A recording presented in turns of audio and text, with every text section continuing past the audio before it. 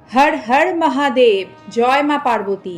নমস্কার দর্শক বন্ধুরা, 2026 সালে শ্রাবণ মাসের তৃতীয় সোমবার 3 আগস্ট, সেই দিনই আবার নাগপঞ্চমীও পড়েছে। আজকের পর্বে আমরা দেখে নেব শ্রাবণ মাসের তৃতীয় সোমবার শিব পূজার সঠিক পদ্ধতি। ওই দিন শিবলিঙ্গে জল ঢালার সবচেয়ে শুভ সময় কখন থাকবে, সন্ধ্যারতি শুভ সময় কখন থাকবে, পূজার সকল মন্ত্র এবং বিশেষভাবে শ্রাবণ মাসের তৃতীয় সোমবার শিবলিঙ্গে কি কি অর্পণ করবেন, তার ফলাফল কি কি, শিব পুজোর উপবাস করলে কি খাবেন ও খাবেন না, বিস্তারিত দেখে নিন এই পর্বে। আশা রাখি সকলেই মহাদেবের আশীর্বাদে ভালো আছেন। আমরা শুরু করছি মূল পর্ব।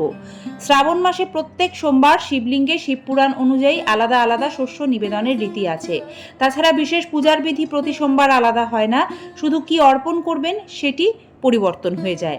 তাই অভিষেকের জন্য প্রয়োজনীয় জিনিসপত্রগুলি একই রকম হয়, যেমন শুদ্ধ গঙ্গা জল, পরিষ্কার জল, কাঁচা দুধ, টক দই, গাওয়া ঘি, মধু, পঞ্চামৃত অর্থাৎ দুধ, দই, ঘি, মধু, চিনির মিশ্রণ। শ্রাবণের তৃতীয় সোমবার ব্রহ্ম মুহূর্তে উঠুন, সকাল সকাল স্নান সম্পন্ন করে শুদ্ধ বস্ত্র পরিধান করে শিব পূজার আয়োজন শুরু করুন। পুজো আপনি বাড়িতেই করুন বা মন্দিরে গিয়ে কিছু নিয়ম মাথায় রাখতে হবে। এর মধ্যে সবচেয়ে আগে যেটা মনে রাখতে হবে সেটা হলো উত্তর দিকে মুখ করে সবসময় শিবলিঙ্গে জল ঢালতে হয়। শিব পুরাণ মতে উত্তর দিক হলো ব্রহ্মলোক পথ, সে কারণেই শিবলিঙ্গে জল ঢালার সময় উত্তরমুখী হয়ে জল ঢালাই শাস্ত্রের বিধান। এতে ভালো ফল মিলবে।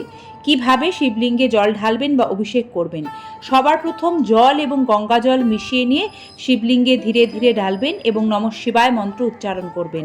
তারপর একে একে কাঁচা দুধ, দই, ঘি, মধু, চিনি অর্থাৎ পঞ্চামৃত ধীরে ধীরে শিবলিঙ্গে ঢেলে অভিষেক করবেন। সবার শেষে আরও একবার শিবলিঙ্গে ঢালতে হবে শুদ্ধ জল। শিব পুরাণ মতে শ্রাবণের তৃতীয় সোমবার শিবলিঙ্গে আখের রস ঢালুন। শিবলিঙ্গ আখের রস দ্বারা অভিষেক করলে ব্যক্তির লক্ষ্মী লাভ হয়, প্রচুর আর্থিক আয় উন্নতি হয় এবং দারিদ্র্য যোগ দূর হয় মহাদেবের আশীর্বাদে। তবে আখের রস শুদ্ধ হতে হবে এবং আখের রস শিবলিঙ্গে ঢালার পর আরও একবার শুদ্ধ জল ও গঙ্গা জল মিশিয়ে শিবলিঙ্গে ঢেলে দেবেন। শিবলিঙ্গে কিন্তু সরাসরি জল ঢালা যায় না, তাহলে কিভাবে ঢালবেন?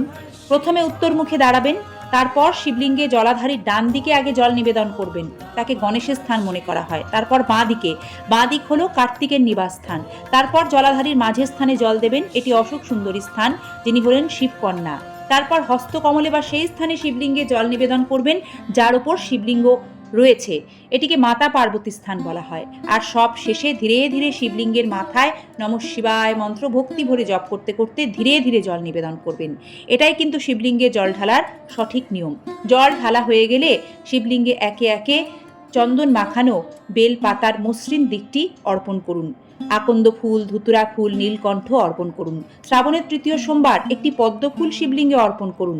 এটি অর্পণ করলেও ব্যক্তির লক্ষ্মী লাভ হয়, আর্থিক অভাব অনটন দূর হয়। এরপর শিবলিঙ্গে গোটা ফল ছুঁয়ে রাখুন।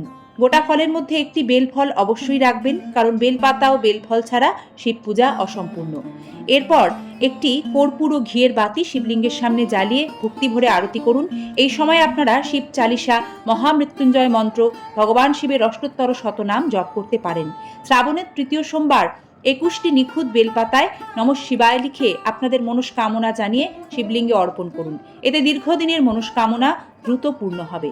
শ্রাবণের তৃতীয় সোমবার শিবলিঙ্গে অর্পণ করুন গোটা সবুজ কাঁচা মুগ ডাল। এই ডাল শিবলিঙ্গে অর্পণ করলে বুধ গ্রহের দোষ খণ্ডন হবে, ফলে শিক্ষা ও কর্মজীবনের বাধা কেটে গিয়ে কর্ম ও শিক্ষায় প্রচুর সাফল্য অর্জন করবেন। শ্রাবণ সোমবারে উপবাস করে কি খাবেন ও খাবেন না সে বিষয়ে জানাচ্ছি।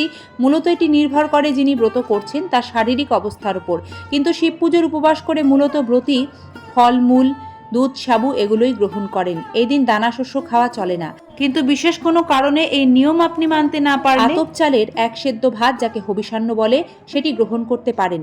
কিন্তু রুটি, দৈনন্দিন ব্যবহারের লবণ খাবেন না। ব্রত করলে সৈন্ধব লবণ গ্রহণ করতে হয়। এছাড়াও বেগুন, কলমি শাক, পুঁই শাক ভুল করেও ব্রত করলে খাওয়া যায় না। কোনো রকম নেশার বস্তু গ্রহণ করবেন না। আমিষ আহার ভুলেও মুখে তোলা যাবে না, তাতে ব্রত ভঙ্গ হয়ে যায়। শ্রাবণের তৃতীয় সোমবার সন্ধ্যাবেলায় আরও একবার শিবলিঙ্গের সামনে ধূপ, দীপ, ঘি ও কর্পূরের বাতি জ্বালিয়ে আরতি করবেন এবং করজোড়ে মহাদেবের কাছে মনে মনে প্রার্থনা করে বলবেন, হে মহাদেব, অনাচারে বা না জেনে যদি পূজায় কোনো ত্রুটি হয়ে থাকে তবে আমাকে ক্ষমা করবেন। শিবলিঙ্গে ভুল করেও তুলসী পাতা, হলুদ, কেতকী ফুল, চাপা ফুল, শঙ্খ দিয়ে জল নিবেদন, সিঁদুর অর্পণ করবেন না। শাস্ত্রে এর ওপর কঠোর নিষেধাজ্ঞা আছে। দর্শক শ্রোতা জানেন শিবলিঙ্গে জল ঢালার প্রকৃত অর্থ কী? শাস্ত্রমতে শিবলিঙ্গে জলাভিষেকের প্রকৃত অর্থ নিজের হৃদয়কে, জীবনের দুঃখ, ক্লেশ, অহংকার, পাপকে ভোলানাথের চরণে অর্পণ করা। কারণ মহাদেব কি কেবল শিবলিঙ্গে নিবেদিত জল আর শস্য গ্রহণ করেন? তা কিন্তু নয়। তিনি গ্রহণ করেন ভক্তের ভক্তি, অশ্রু, প্রার্থনা, বিশ্বাস এবং নির্মল হৃদয়ের ভালোবাসা। এ কারণেই শাস্ত্রজ্ঞরা বলেন মহাদেবের পূজায় ধন সম্পদ প্রয়োজন নেই, প্রয়োজন শুধু একটি পবিত্র মন, অটল ভক্তি। আর সেই ভক্তি হলো ভোলানাথের কাছে সর্বশ্রেষ্ঠ উপকরণ ও নিবেদন, যার দ্বারা আমরা মহাদেবকে তুষ্ট করতে পারি। চলুন একটি অনুরোধ সকলের কাছে রাখবো, সকলে একসাথে মিলে বলি হর হর মহাদেব, জয় মা পার্বতী। শ্রাবণের তৃতীয় সোমবারের শুভেচ্ছা জানিয়ে এই পর্ব এখানে শেষ করছি। আপনাদের আন্তরিক ধন্যবাদ, বিনম্র শ্রদ্ধা। সম্পূর্ণ পর্বটি ভক্তি ও শ্রদ্ধার সাথে দেখার জন্য। মহাদেব ও মাতা পার্বতীর আশীর্বাদে সকলের মঙ্গল হোক।